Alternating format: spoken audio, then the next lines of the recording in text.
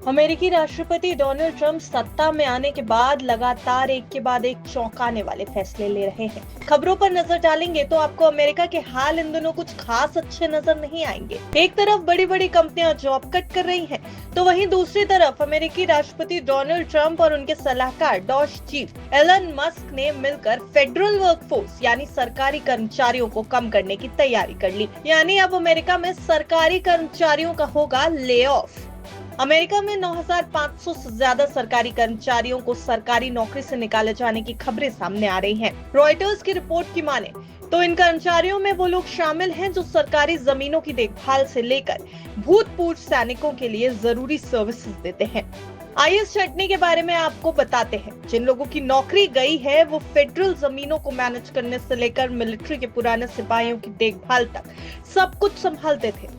पहली सबसे बड़ी बात ये कि ये जॉब कट उन लगभग 75,000 कर्मचारियों के अलावा हुआ जिन्होंने अपनी इच्छा से नौकरी छोड़ देने के लिए ट्रंप और मस्क की ओर से दिए गए प्रस्ताव को मंजूर कर लिया था।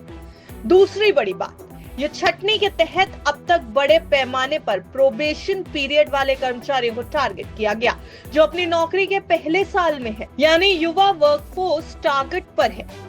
इंटीरियर, एनर्जी, वेटरन्स अफेयर्स, कृषि, हेल्थ और ह्यूमन रिसोर्सेज जैसे विभागों के कर्मचारियों को नौकरी से निकाला गया है।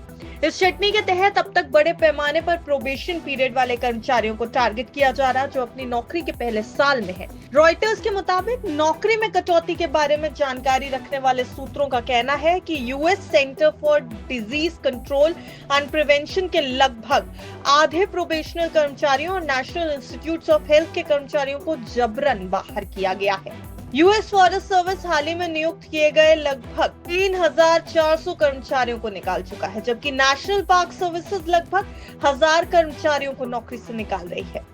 टैक्स कलेक्शन करने वाली इंटरनल रेवेन्यू सर्विस अगले हफ्ते हजारों कर्मचारियों को निकालने की तैयारी कर रही है। एक खबर ये भी है कि फेडरल प्रोग्राम्स ने सीजनल फायर फाइटर्स को काम पर रखना बंद कर दिया और जंगलों से मृत लकड़ी जैसे आग के खतरों को हटाना भी बंद कर दिया गया है। पावर सेक्टर की बात करें तो ऊर्जा विभाग में लगभग 1,200 से 2,000 कर्मचारियों को नौकरी से निकाला गया है। खबरें ये आंकड़े सामने लेके आ रही हैं। इसमें नेशनल न्यूक्लियर सिक्योरिटी एडमिनिस्ट्रेशन से 325 कर्मचारी भी शामिल थे। हालांकि रॉयटर्स की रिपोर्ट का कहना है कि जरूरी न्यूक्लियर सिक्योरिटी वर्कर्स को बनाए रखने के लिए ले ऑफ को आंशिक रूप से रद्द कर दिया गया है। ये साफ अभी नहीं है कि 325 में से कितने कर्मचारियों को वापस बुलाया गया, लेकिन कुछ कर्मचारियों को वापस बुलाने की बात भी सामने आई है।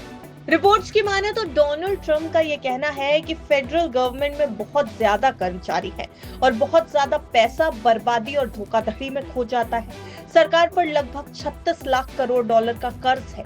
पिछले साल 1.8 लाख करोड़ डॉलर का घाटा हुआ और सुधार की जरूरत पर दोनों दलों की सहमति है। लेकिन कांग्रेस के डेमोक्रेट्स का कहना है कि ट्रंप फेडरल खर्च पर विधायिका के संवैधानिक अधिकार का अतिक्रमण कर रहे हैं। वहीं उनके साथ रिपब्लिकन्स ने बड़े पैमाने पर इस कदम को सपोर्ट किया। आपको बता दें कि नौकरी में कटौती के अलावा ट्रंप और मस्क ने कर्मचारियों के लिए सिविल सेवा सुरक्षा को खत्म करने की भी कोशिश की है।